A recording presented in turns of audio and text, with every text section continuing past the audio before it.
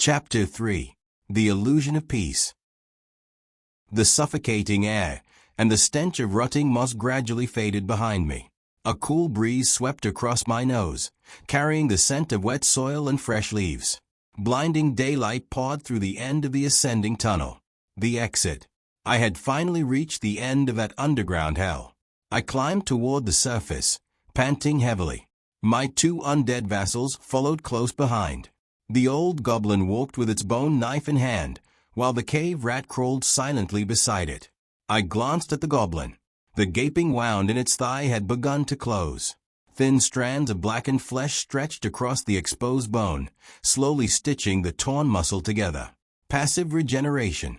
It was painfully slow, but at least my first asset would not rot away before I could make proper use of it. I stopped near the mouth of the cave. Something inside a crack in the stone wall had caught my attention. Several pieces of glossy black rock protruded from within. They resembled shards of obsidian glass, but faint ripples moved across their surfaces. They also carried a familiar energy. It felt almost identical to the anomaly that had dragged me through the gate beneath the mine on Ife. My old mining instincts immediately fled to life.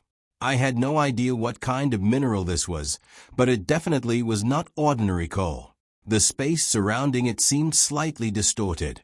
I dug 3 small pieces from the wall with my claws. For now, I would take them with me. Perhaps they were valuable.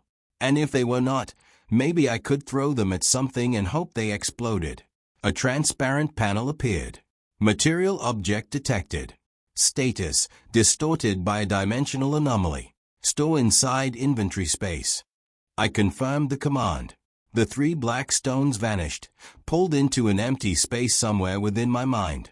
At least the system came with free storage. I stepped fully out of the cave and narrowed my eyes against the bright sunlight. A vast emerald forest stretched before me. The canopies of enormous trees formed a green ceiling high above the ground. Sunlight filtered between the leaves, creating pillars of golden light. Birds chirped in the distance. The grass beneath my paws was soft and cool. It was a disgustingly peaceful sight for a world filled with corpse-eating monsters. Damn it, a world this beautiful, and I had arrived inside the body of a helpless dog. Was my original body still lying beneath the mine on Ife? Was it in a hospital? Perhaps I had already been buried. I shook my head. Thinking about it would not return my human body. A sharp metallic scent suddenly pierced my nose. Fresh blood. The fur along the back of my neck rose. I immediately pressed my belly against the ground and sent a silent command through the mental link. Both vassals dropped behind a cluster of ferns. About 20 meters ahead, beyond the tangled roots of a massive banyan tree, a corpse lay sprawled across the ground. It belonged to a humanoid creature with the head of a wild dog. Its skull had been partially crushed by repeated strikes from a blunt weapon. The wounds were savage and uneven. The attackers had clearly not cared about efficiency. A group of goblins had done this. I crawled closer and placed one front paw against the creature's cooling chest. Arise. The system responded immediately. Fatal error. The target's central nervous system has been destroyed. The vessel is invalid. So that was the limit. The abyssal parasite needed an intact brain to serve as the vessel's control center. A corpse with a destroyed skull was nothing more than useless meat to my army. It was a valuable anatomical lesson. I immediately changed tactics. Absorb. Dark tendrils crackled from the pads of my paw. They pierced the corpse and greedily extracted the remaining essence. But instead of the familiar warmth entering my body, something dense and foreign forced its way into my chest. Several warnings appeared. Absorbing biological essence. Species, kobold. Anomaly detected. The target's genetic structure exceeds the current host vessel's tolerance limit. Direct attribute assimilation cancelled.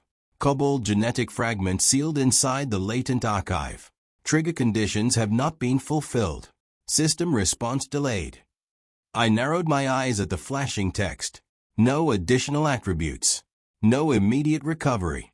The system had swallowed the kobold's essence without giving me even the smallest advantage. Still, one word stood out. Delayed. The power had not disappeared.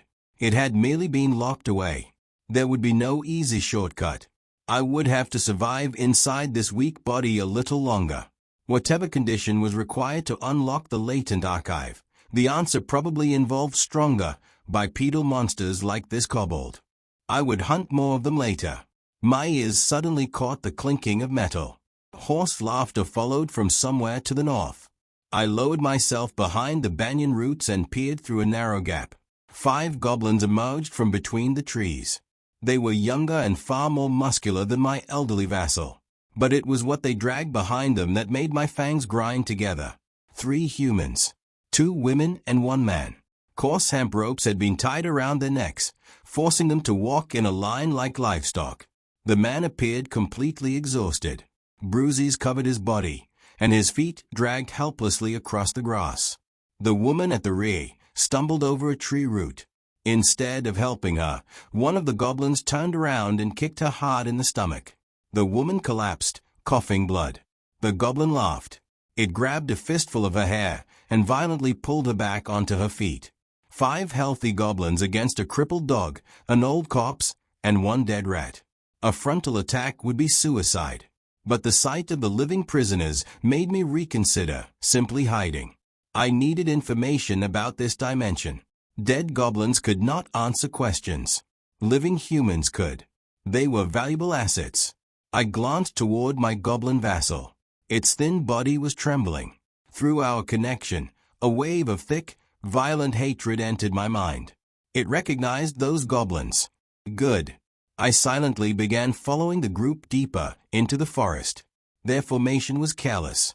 3 goblins walked at the front, dragging the exhausted man. Another remained in the middle to watch the first woman. The final goblin stayed at the very rear. It deliberately walked more slowly than the others, taking every opportunity to torment the woman who struggled to keep moving. Nearly 10 meters separated the rear guard from the main group. A perfect blind spot.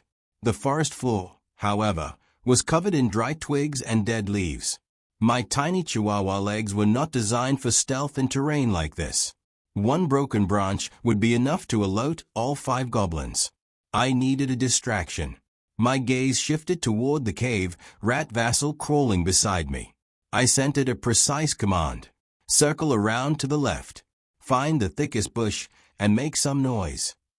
The black rat disappeared through the undergrowth like a shadow. A few seconds later, harsh rustling erupted from a cluster of bushes on the left side of the trail.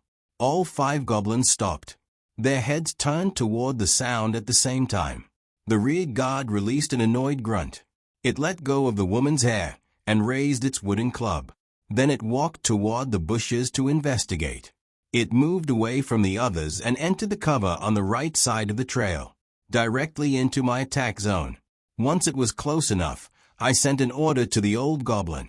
Kill it quietly. My vassal lunged from behind a tree. Its frail body moved with a speed fueled by pure hatred. The goblin's left hand clamped over the younger creature's mouth from behind. At the same time, its bone knife pressed against the target's throat. It began sawing through the flesh with all its strength. Green blood sprayed across the ground. The young goblin struggled weakly, unable to cry out. Its eyes widened in horror when it saw the crippled elder tearing open its throat. A moment later, its strength disappeared. The corpse collapsed slowly onto the moss, which muffled the sound of its fall. Farther ahead, the remaining goblins were still staring toward the bushes on the opposite side of the trail. None of them noticed that their rear guard had disappeared. I crawled from my hiding place and stared at the fresh blood spreading beneath my vassal's feet. Without realizing it, my tiny snout curled into a feral smile. My first true hunt in this world had begun, and so far, everything was going smoothly.